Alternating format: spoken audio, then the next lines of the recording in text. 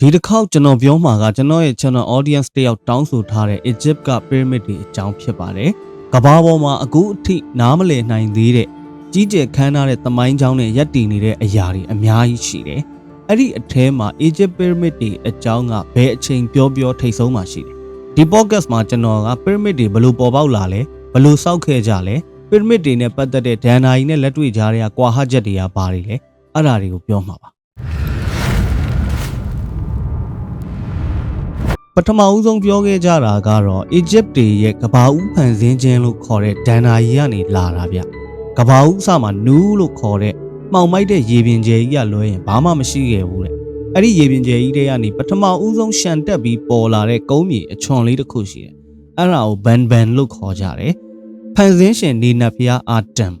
တချို့ကလည်းရာလို့ခေါ်တယ်သူကအဲ့ဒီကြောက်တုံးပေါ်မှာစတင်ထွက်ပေါ်လာပြီးတော့ကဘာကြီးကိုဖန်ဆင်းလိုက်တယ်တဲ့အဲ့ဒါကြောင့် pyramid တွေ trick ပုံစောက်တယ်ဆိုတာကကဘာဦးလုံးကဘန်ကိုအတူယူပြီးစောက်ကြတာဖြစ်တယ်။နတ်ဖျားတွေရဲ့စွမ်းအားတီမီယာအဖြစ်ရည်ရွယ်တယ်လို့ပြောကြတယ်။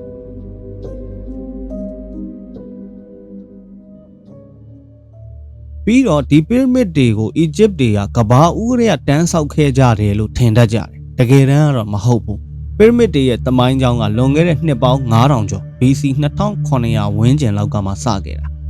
ရှေးဟောင်း Egypt လူမျိုးတွေကတေဆုံးခြင်းဆိုတာအဆုံးသတ်မဟုတ်ဘူးနောက်ဘဝကိုကူးဖို့အတွက်မဟာဗျူဟာမြောက်ပြင်ဆင်ရမယ့်ခရီးစဉ်လို့ယုံကြတယ်ဗျာအဲ့ဒါကြောင့်ပဲဖာရိုးဘုရင်တွေကွယ်လွန်လို့ရှိရင်ရုပ်ကလပ်ကိုရေရှည်ထိမ့်သိမ်းဖို့နဲ့အုတ်ဂူတွေခိုင်ခန့်စောက်ဖို့ဆိုပြီးတော့နီလန်းမျိုးစုံရှာကြတယ်အစတုန်းကတော့ရွှွန့်အုပ်ပေါင်နဲ့လှုပ်ထားတဲ့ဂူဗိတ်မန်တွေပေါ့အဲ့ဒီကနေမှကဘာကျော် pyramid ကြီးတွေစီကိုစင်ကဲပြောင်းလဲလာခဲ့တာ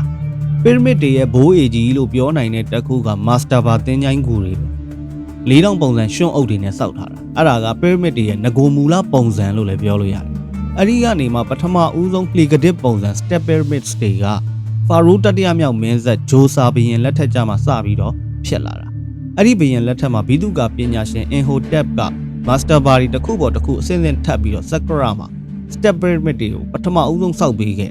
တယ်205ပေမြင့်အဲ့ဒီ pyramid အောက်မှာ3မိုင်ခွဲအထိရှည်တဲ့တွင်းနဲ့ကြီးတွေလှိုင်ကောင်းကြီးတွေပြီးတော့အခန်းပေါင်း400ကျော်ပါတယ်ဒါကဘာကိုပြသလဲဆိုတော့အဲ့ဒီခက်က engineer အတတ်ပညာကအဆင့်တန်းမြင့်ခဲ့တယ်ဆိုတာမြင်နိုင်တယ်ပေါ့နော်အဲ့ဒီနောက်ပိုင်းကျတော့မှသရုပ်ထမြောက်ဖာရိုဘုရင် Snefru ကအခုလူတွေသိကြတဲ့မျက်နှာပြင်ပြောင်ချောကြီးနဲ့ pyramid ပုံစံတွေဖြစ်လာအောင်စပြီးတော့လုပ်တယ်အဲ့ဒီမှာလဲသူတို့စမ်းသပ်ချက်တွေအမျိုးမျိုးလုပ်ရတယ်အချင်းချင်းကြာရှုံးတယ်နောက်ဆုံးမှအောင်မြင်တယ်မိုင်ဒန်မှာပထမဦးဆုံးစမ်းသပ်ကြည့်တော့အုံမြင့်မခိုင်လို့ပြိုကျကုန်တယ်အဲ့ဒီတော့ဒါရှာမှာ band pyramid လို့ခေါ်တဲ့ကွေးညွတ်နေတဲ့pyramid ပုံစံတွေထပ်ပြီးတော့စ조사ကြည့်တယ်ဒါပေမဲ့အဲ့ဒီပုံစံလည်းမအောင်မြင်ခဲ့နောက်ဆုံး red pyramid ကြတော့မှ43 degree မတ်ဆောက်တဲ့ပုံစံနဲ့တိဆောက်လိုက်တော့အဆင်ပြေသွားတယ်အဲ့ဒါကကမ္ဘာပေါ်မှာပထမဦးဆုံးပြည့်စုံတဲ့ pyramid ဖြစ်တယ်လို့မှတ်တမ်းဝင်ခဲ့တယ်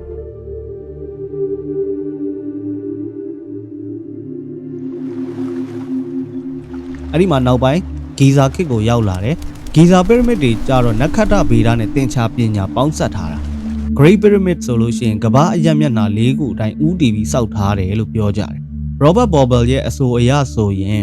Pyramid ၃လုံးက Orion's Belt ဆိုတဲ့ Orion ကျဲ၃လုံးနဲ့အတိအကျကိုက်ညီနေတယ်တဲ့။အဲ့ဒီ Pyramid တွေရဲ့အတွင်းထဲမှာ shaft ဆိုတဲ့အပေါက်လေးတွေထည့်ဖောက်ထားတယ်။အဲ့ဒီ shaft လေးတွေကတန်ပန်လေဝင်လေထွက်ပေါက်မဟုတ်ဘူး။နတ်ဖျားတွေစီကိုဖာရိုးဘုရင်တွေရဲ့ဝိညာဉ်တော်လွှတ်တင်တဲ့လမ်းကြောင်းတွေလို့ဒန်နာကြီးလာစကားရှိတယ်။အဲ့ဒီအပေါက်တွေက Orion နတ်ခတ်စီကိုတိတိကျကျချိန်ထားတာတဲ့Egypt ဒန်နာကြီးမှာဗျာ Orion ဆိုတာတေခြင်းနဲ့ရှင်ခြင်းကိုချုပ်ကင်ပြီးတော့ဖာရိုးဘုရင်တွေတေရင်သွားရမယ် Osiris နတ်ဖျားရဲ့တည်နေရပေါ့မိဖုရားတွေရဲ့အခန်းမှာဖောက်ထားတဲ့ shaft ကြတော့ Sirius ကျယ်ကိုချိန်ထားတယ်အဲ့ဒီကျယ်ကကြတော့ Osiris ရဲ့ဇနီးလည်းဖြစ်တယ်မြစ်တာနဲ့ကားွယ်စောင့်ရှောက်ခြင်းနတ်ဖျားမလို့ပြောကြတဲ့ Isis ကိုကိုးစားပြုအဲ့ဒီဂီဇာခေတ် pyramid ၃လုံးကဖာရိုးခူဖူးရဲ့ဖာရိုးခါဖရီရဲ့ဖာရိုးမန်ဂရီရဲ့သူတို့စောက်ခဲ့တာသူတို့ရဲ့ဖုံးတကူကိုဖော်ပြဖို့ပြီးတော့ Ra လို့ခေါ်တဲ့နေနမင်းနဲ့ပေါင်းဆက်ဖို့အဲ့လိုမျိုးရည်ရွယ်ခဲ့တာပေါ့ Pyramid တွေရဲ့မူလပုံစံကကျွန်တော်တို့အခုမြင်ရသလိုမျိုးဝါရောင်ကြောက်တုံးကြီးတွေမဟုတ်သေးဘူးချောမွေပြီးတောက်ပတဲ့တူရာထုံးကြောက်ဖြူတွေနဲ့အုပ်ထားတာ Pyramid ထိပ်ဆုံးမှာလည်းရွှေချထားတဲ့ Pyramidion ဆိုတဲ့ထိပ်ဖူးတက်ထားတယ်အဲ့ဒါကြောင့်ပဲမိုင်မောင်းများစွာပေါ့နော်အဝေးကြီးကနေလှမ်းကြည့်လို့ရှိရင်တော့သဲကန်နာရနေအောင်အောက်မှာတောက်ပနေတဲ့စိန်တုံးကြီးတွေလိုမျိုးပဲတလက်လက်နဲ့အလင်းပြန်နေတယ်အဲ့ဒီလိုလှုပ်ထားတာကလည်းအကြောင်းရှိတယ်နေနတ်ဖျားရာနဲ့ပတ်သက်တဲ့ဒဏ္ဍာရီအကြောင်းလို့ပြောကြတယ်ရှေး Egypt တွေကမြေကြီးပေါ်ကိုနေအောင်ဖြာကြတဲ့ပုံစံကိုကြည့်ပြီးတော့ အဲ့ဒါနတ်ဖျားတွေကောင်းငင်ကဆင်းလာမယ်လှေကားလို့မြင်ကြတယ်အဲ့ဒါကြောင့်ပဲပီရမစ်တွေကိုအပြင်ကနေပြီးတော့အဖြူရောင်ထုံးကြောက်တွေနဲ့ကပ်ပြီးနေအောင်အောက်မှာတလက်လက်ထနေအောင်လုပ်တာအဲ့ဒါဘာဖြစ်လို့လဲဆိုတော့ဖာရိုးဘီယန်တွေနတ်ရွာဆန်လို့ရှိရင်သူတို့ရဲ့ဝိညာဉ်တွေကဒီပီရမစ်မျက်နှာပြင်အတိုင်းနေအောင်ကြီးကိုနင်းဖြတ်ပြီးတော့နေနတ်ဖျားရှိတဲ့ကောင်းငင်ဘုံစီကိုတက်သွားနိုင်မဲ့ကောင်းငင်လှေကားအနေနဲ့ဖန်တီးကြတာတဲ့ပီရမစ်တွေနဲ့တွဲရက်ရှိတဲ့ဂီဇာကုန်းပြင်မြင့်က Great Sphinx ရုပ်ထုကြီးအကြောင်းလဲထည့်ပြောရမယ်Great Sphinx ရုပ်ထုကြီးကပေ240ရှည်ပြီးတော့66ပေမြင့်တယ်။ကြောက်ပြင်တစ်ခုတည်းကနေဓာတ်ရိုက်ထုထားတဲ့ကမ္ဘာအကြီးဆုံးကြောက်စိတ်ရုပ်ကြီးပေါ့။ရှေး Egypt တွေက Great Sphinx ကို Horan Akhat လို့ခေါ်ကြတယ်။ Horus ရဲ့မိုးကုတ်စဝိုင်းဆိုတဲ့အဓိပ္ပာယ်ပေါ့နော်။ Sphinx ရဲ့နှာခေါင်းတော်ပျက်စီးသွားတာကလည်းနပိုလီယန်ကြောင့်နပိုလီယန်ရဲ့စစ်တပ်ကအမြောက်နဲ့ထုလိုက်လို့အဲ့ဒီလိုလူတီများတယ်ဆိုပေမဲ့တကယ်တမ်းကျတော့14ရာစုမှာမိုဟာမက်ဆာအမ်အယ်ဒါဆိုတဲ့လူကအယူမှားကိုးကွယ်မှုတွေစန့်ကျင်ရမယ်ဆိုပြီးဖျက်ဆီးခဲ့တာလို့သမိုင်းမှတ်တမ်းအရပြန်သိရတယ်။ Great Sphinx ရဲ့သက်တမ်းနဲ့ပတ်သက်ပြီးတော့ညင်းကြတာတွေလည်းရှိတယ်။ဘူမိဗေဒပညာရှင် Robert Schoch က Sphinx ကိုယ်ရဲ့ဘော်ကရေတိုက်စားတဲ့လက္ခဏာတွေကိုကြည့်ပြီးတော့ BC 1000ဝန်းကျင်ကလေးရှိခဲ့တာလို့ကျူးဆတယ်။ဒါပေမဲ့ Egypt ပညာရှင်တွေကတော့အဲ့ဒါကိုလက်မခံဘူး BC 2500လို့ပဲသတ်မှတ်ကြတယ်။ Recurving theory အရပြောကြတာကငကိုချင်းသေးကောင်းတဲ့ရုပ်ထုကြီးအဲ့ဒါကိုဖာရိုးပြင်ခါဖရီကသူ့မျက်နှာအတိုင်းပြန်ထုခဲ့လို့ကိုနဲ့ခေါင်းနဲ့အချိုးမကြပဲနဲ့ခေါင်းကသေးနေတာလို့ပြောကြတယ်ပီရမစ်တွေစောက်တဲ့အချိန်မှာဒီလောက်ကြီးတဲ့ကြောက်တုံးကြီးတွေပစ္စည်းပစ္စယတွေကိုဘလို့တည်ကြလဲ2013မှာတွေ့ရတဲ့ Diary of Mar ဆိုတဲ့မှတ်တမ်းထဲမှာပြောထားတာရှိတယ်။ Mar ကကြီးကြပ်ရေးမှုပေါ့နော်။တန်ချိန်ပေါင်းများစွာလေးတဲ့ကြောက်တုံးကြီးတွေကိုမိုင်900လောက်ဝေးတဲ့ Aswan မြို့ကနေတည်ရတာ။နိုင်မြစ်ရေကြီးတဲ့ရာသီကိုစောင့်ပြီးတော့ရေစည်းကြောင်းအတိုင်းတစ်သားလှေကြီးတွေဖောင်နေနဲ့ခက်ခက်ခဲခဲတည်ခဲ့ကြရတယ်တဲ့အလုတ်သမား200လောက်သုံးရတယ်ဒီကြောက်တုံးကြီးတွေကိုရေချောင်းကနေပြီးတော့တည်ယူပို့ဆောင်ရေးလုပ်ခဲ့တဲ့စနစ်ကလည်းအဲ့ဒီခေတ်အနေအထားနဲ့ဆိုရင်အင်မတန်စနစ်ကျပြီးတော့ကြီးကျယ်ခမ်းနားတဲ့လုပ်ငန်းစဉ်ကြီးလို့ပြောလို့ရတယ်ဒီကြောက်တုံးကြီးတွေကိုပီရမစ်အတွင်းပိုင်းတွေကပတ်ချလဲရှောဆောက်လမ်းနေရနေပြီးတော့အမြင့်ကိုတင်တယ်အဲ့ဒါက Jim Piel Houdin ရဲ့ Internal Ramp Theory အတိုင်းသိပ္ပံနည်းကျသွားဖြစ်နေတယ်လို့ပြောကြတယ်အဲ့ဒီခေတ်ခရေကဒီလိုအဆင့်မြင့်တဲ့နည်းပညာတွေကိုစနစ်တကျသုံးနိုင်ခဲ့တယ်ဆိုတာကတော်တော်ကိုအံ့ဩဖို့ကောင်းတယ်တမိုင်းဝင်အဖြစ်အပျက်တွေအရာအရေးကြီးတဲ့အချက်ကပီရမစ်တွေကိုကြော်နေသုံးပြီးစောက်ခဲ့တာမဟုတ်ဘူးအခါကြီးငွေပေးရတဲ့ဂုံတိတ်ခါရှိတဲ့ Egypt အလုပ်သမားတွေနဲ့စောက်ခဲ့တယ်ဆိုတာပဲဒီအလုပ်သမားတွေကိုအစားအသောက်ကောင်းကောင်းကျွေးသလိုလိုအပ်တဲ့ဆေးကုသမှုတွေလည်းလုပ်ပေးခဲ့တယ်ဆိုတဲ့အထောက်အထားတွေကိုလည်းရှာတွေ့တယ်ပီရမစ်တွေရဲ့အတွင်းပိုင်းမှာလည်းလျှို့ဝှက်ခန်းတွေထောင်ချောက်တွေအပြည့်ပဲလို့ဆိုတယ်ဘရင်ကိုမြုပ်နှံတဲ့ King's Chamber မိဖုရားကိုမြုပ်တဲ့ Queen's Chamber နဲ့ Grand Gallery ဆိုတဲ့အေယာမဇင်းကြံလမ်းကြီးတွေထည့်ဆောက်ကြတယ်။တခိုးတွေမဝင်နိုင်အောင်လို့ granite ကြောက်တုံးတွေနဲ့လှုပ်ထားတဲ့ရှောတကားကြီးတွေဝင်ကဘာလိုလမ်းအမားတွေပါရှိတယ်။အဲ့ဒီလိုမျိုးနီးပညာမြင့်မြင့်သိပ္ပံနည်းကြကြစောက်ခဲ့တဲ့ဂီဇာခေတ်ထဲမှာပဲစုံကူဝီဒန်နာကြီးလည်းတစ်ဖက်မှာရှိတယ်။အဲ့ဒါဘာလဲဆိုတော့ Westcar Papyrus ထဲက GD လို့ပေါ့။သူကတစ်နေ့ကိုပေါင်မုတ်အလုံး900အမဲသားတစ်ချမ်းဘီယာ900တောင်းနိုင်တယ်။အသက်က130ရှိပြီ။ခေါင်းပြထားတဲ့ငန်းကိုမန်တန်ရွတ်ပြီးတော့အသက်ပြန်သွင်းပြနိုင်တဲ့အထိစွမ်းတယ်လို့ပြောကြတယ်အဲ့ GD ကသူကနောက်လာမဲ့ဖာရိုးမင်းဆက်တွေအကြောင်းဖာရိုးဘီရင်ခူဖူးကိုနမိတ်ဖတ်ပေးခဲ့တယ်လို့ဆိုတယ်တစ်ဖက်မှာလည်းဒီပရမစ်ကြီးတွေကိုစောင့်ရှောက်မဲ့ဒန်နာအီလာနတ်ဖျားတွေရှိတယ်ဆိုတဲ့ယုံကြည်မှုတွေလည်းပါတယ်အလယ်ခေတ်အာရမှတ်တမ်းတွေမှာပရမစ်တစ်ခုချင်းစီကိုစောင့်ကြပ်နေတဲ့ mythical guardians ဆိုတဲ့အဆောင်ရှောက်နတ်ဖျားတွေရှိတယ်လို့ယုံခဲ့ကြတယ်တချို့ဆိုလို့ရှိရင်ပရမစ်ထဲကျူးကျော်လာတဲ့လူတွေကိုမျက်လုံးကနေမီးတောက်ကြီးတွေထွက်လာပြီး၆လှန့်မောင်းထုတ်တဲ့တရေတစေတွေရှိတယ်သူတို့ကပရမစ်ထဲကရတနာတွေကိုစောင့်ရှောက်နေကြတာလို့လည်းပြောကြတယ်ဒါကတော့တင်းကြိုင်းတဲ့ကိုတခိုးတွေမဝင်ရဲအောင်လို့တမင်ဖန်တီးထားတဲ့ပါဇက်ပုံမြင်တွေလည်းဖြစ်နိုင်တာပေါ့နော် Egypt တွေကဘာဖြစ်လို့ဒီလိုပရမစ်ကြီးတွေအခိုင်ခန့်စောက်ပြီးတော့အပြန်လူတွေမဝင်ရဲအောင်မျိုးမျိုးလုပ်ခဲ့တာလဲဆိုတော့သူတို့ရဲ့နောက်ဘဝကိုကူးပြောင်းမှုနဲ့ဆိုင်တဲ့ယုံကြည်ချက်ကြောင့်ပဲသူတို့ရဲ့ယုံကြည်မှုအရာသေပြီးသွားရင်ခါလို့ခေါ်တဲ့သက်ဆောင်ဝိညာဉ်နဲ့ဘာလို့ခေါ်တဲ့ကိုယ်ရည်ကိုယ်သေးဝိညာဉ်နှစ်ခုရှိတယ်အဲ့ဒီနှစ်ခုပေါင်းပြီးတော့မှလို့ခေါ်တဲ့အလင်းခန္ဓာကိုယ်အနေနဲ့ကောင်းကင်ဘုံကိုရောက်မယ်ဒီလိုမျိုးယုံကြည်ကြတယ်အဲ့ဒါကြောင့်ဝိညာဉ်နှစ်ခုပြန်ပေါင်းစပ်နိုင်ဖို့အတွက်ခန္ဓာကိုယ်ကြီးကိုမန်မီပုံစံလုပ်ပြီးတော့ထိမ့်သိမ့်ကြတာနောက်ဆုံးကြလို့ရှိရင်မအတ်နတ်သမီးရဲ့ချိန်ခွင်ပေါ်မှာဒီတေတဲ့လူကသူ့ရဲ့နှလုံးသားကိုစစ်ဆေးခံရမယ် မကောင်းတာလုပ်တဲ့လူတွေကအမ်မစ်ဆိုတဲ့မိစ္ဆာကြီးဝါမျိုးတာခံရမယ်အဲ့လိုမျိုးယုံကြည်ကြတယ်နောက် theory တစ်ခုကကြတော့ Book of the Dead ဆိုတဲ့ theory ပဲအဲ့ဒါကျမ်းစာအုပ်ပေါ့နော်အဲ့ဒီကျမ်းစာအုပ်မှာဘာပါလဲဆိုတော့လူတယောက်တည်သွားလို့ရှိရင် Anubis နတ်ဘုရားကအဲ့ဒီလူရဲ့နှလုံးသားကိုချိန်ခွင်တစ်ဖက်မှာထားတယ်နောက်တစ်ဖက်မှာအမှန်တရားရဲ့ငှက်မွေးတစ်ခုတင်ပြီးတော့ချိန်တွယ်တယ်တဲ့နှလုံးသားကငှက်မွေးထက်ပိုပြီးပေါ်ပါနေမှာနောက်ဘဝကိုကူးခွင့်ရတယ်တဲ့ဒီ theory လေးကတော့တကယ်ဟုတ်မဟုတ်တော့မသိဘူးဒါပေမဲ့ကြပြဆန်တယ်နော်မိုက်ဒါကြောင့်ပဲဖာရိုးဘီယန်တွေကနောက်ဘဝကိုအောင်မြင်မြင်ကူးပြောင်းခွင့်ရဖို့အတွက်ဒီလိုပရမစ်ကြီးတွေကိုမသိခင်ကတည်းကကြိုပြီးပြင်ဆင်ခဲ့ကြတာလို့ပြောကြတယ်ပရမစ်တွေရဲ့အတွင်းနိုင်ငံတွေမှာခွေးကောင်းကြီးနဲ့ Anubis နတ်ဘုရားပုံရယ်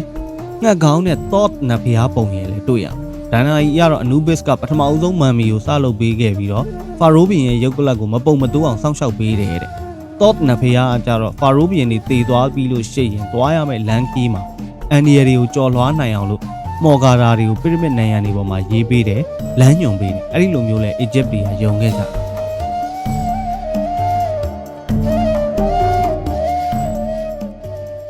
ဒီလိုရှေးဟောင်းတန်တာကြီးတွေရှိခဲ့သလိုခေတ်သစ်နည်းပညာတွေနဲ့ research လုပ်တဲ့ Scan Pyramids project ကြတော့လေထူးဆန်းတာတွေထပ်တွေ့ရပြန်ရော Scan Pyramids project မှာဘာတွေ့လဲဆိုတော့ Great Pyramid ထဲမှာပေတရာကျော်ရှိတဲ့ Big Void ဆိုတဲ့အခန်းလွတ်ကြီးတစ်ခုသွားတွေ့တယ်2025မှာလဲ Menkaure Pyramid ထဲမှာလျှို့ဝှက်ပြီးစောက်ထားတဲ့အခန်းလွတ်နှစ်ခန်းတွေ့တယ်ထပ်ပြီးရှာရင်ဘာတွေတွေ့ရအောင်မယ်ဆိုတာလဲတကယ်စိတ်ဝင်စားဖို့ကောင်းတယ် Pyramid တွေမမ်မီတွေနဲ့ပတ်သက်ပြီးနာမည်အကြီးဆုံးကတော့ Curse of the Pharaoh ပဲ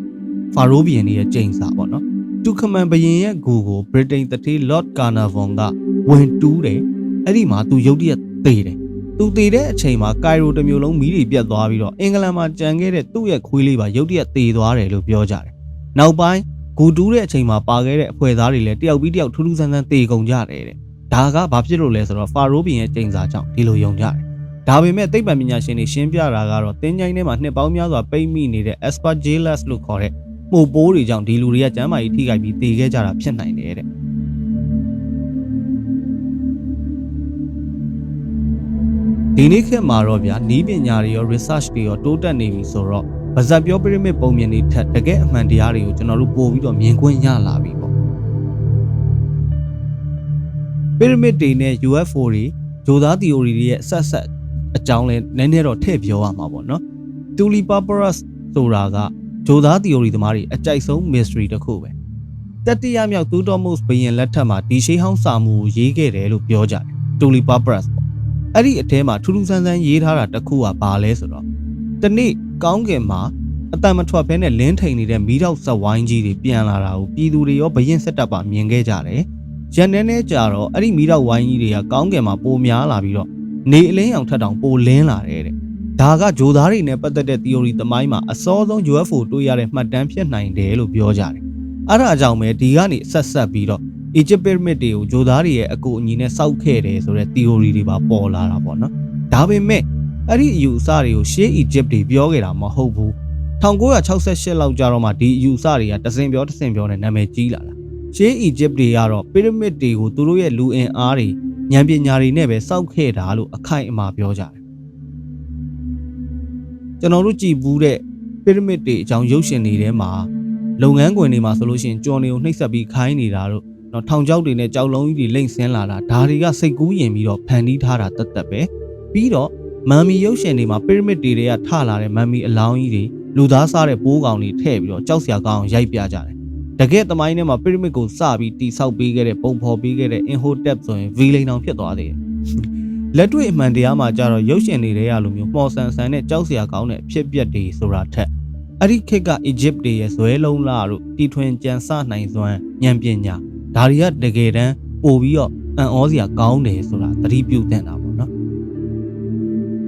်ဒီအကြောင်းတွေအကုန်လုံးကိုခြုံငုံပြီးပြန်ကြည့်ရင်ကျွန်တော်တို့ဘာတွေ့နိုင်လဲ Pyramid တွေဆိုတာကလူသားတွေရဲ့အကြောက်တရားကနေပြီးတော့ပေါ်လာတာဗျာသေပြီးသွားလို့ရှိရင်အစအနမကြံအောင်ပျောက်ကွယ်သွားမှာကိုကြောက်ကြတာဘဝကူးမကောင်းမှကြောက်ကြတာဒီလိုမျိုးပေါ့နော်ထာဝရရှင်သန်ခြင်းကိုလိုချင်လို့စောက်ခဲ့ကြတဲ့အဆောက်အဦကြီးတွေပဲဒါပေမဲ့တမန်ကြောက်တုံးပုံကြီးတွေအနေနဲ့ပြီးရောစောက်ခဲ့ကြတာမဟုတ်ဘူးအဲ့ဒီ Pyramid တွေမှာလူသားတွေရဲ့အမှုပညာတွေပါတယ်တီထွင်ဖန်တီးမှုတွေပါတယ်အမခန်းနီးပညာတွေပါတယ်တွေးခေါ်ကြံစမှုနဲ့ဉာဏ်ပညာတွေပါတယ်ဘာသာရေးယုံကြည်ချက်တွေပါတယ်ဒါတွေအကုန်လုံးပေါင်းစပ်ထားပြီးတော့မှဒီလို Pyramid ကြီးတွေဖြစ်လာတာ အဲ့ဒါကတကယ်ပြောင်မြောက်တဲ့ legacy ပဲဒီ pyramid ကြီးတွေအကြောင်းကျွန်တော်တို့ဒီနေ့အထိလည်းတအံ့တော်ပြောနေကြရတော့ပဲကြုံလို့ရှိရင် Egypt ကိုရောက်လို့ရှိရင်အဲ့ဒီကိုသွားကြည့်နေကြရတော့ဒီတော့တစ်ဖက်ကပြန်ကြည့်လို့ရှိရင်ဒီအကြောင်းအရာတွေကကဘာပေါ်မှာအခုထိရှင်သန်နေတော့မယ်နောက်လည်းရှင်သန်နေမှာပဲဆိုတော့သူတို့လိုချင်တဲ့ထာဝရရှင်သန်မှုမျိုးတော့ဖြစ်ချင်မှဖြစ်မယ်ဒါပေမဲ့တနည်းအားဖြင့်ပြောရင်တော့ Egypt လူမျိုးတွေရဲ့အမခန်းနီးပညာအမှုပညာတွေကတော့ကဘာတီသွေးရှင်သန်နေမှာပဲဒါလည်းသူတို့လိုချင်တဲ့ရှင်သန်မှုတစ်ခုပြည့်စုံသွားတယ်ဆိုတော့အတိတ်ပဲပေါ့နော်ဒီကြောင့်နဲ့ပတ်သက်ပြီးတော့ comment ရေးပြီးတော့ဆွေးနွေးပေးခဲ့ကြပါအောင်ပြီးတော့ကျွန်တော်ရဲ့ channel ကိုလည်း subscribe လုပ်ပြီးတော့ notification ခေါင်းလောင်းလေးနှိပ်ပေးထားကြပါခင်ဗျာအားလုံးကျေးဇူးတင်ပါတယ်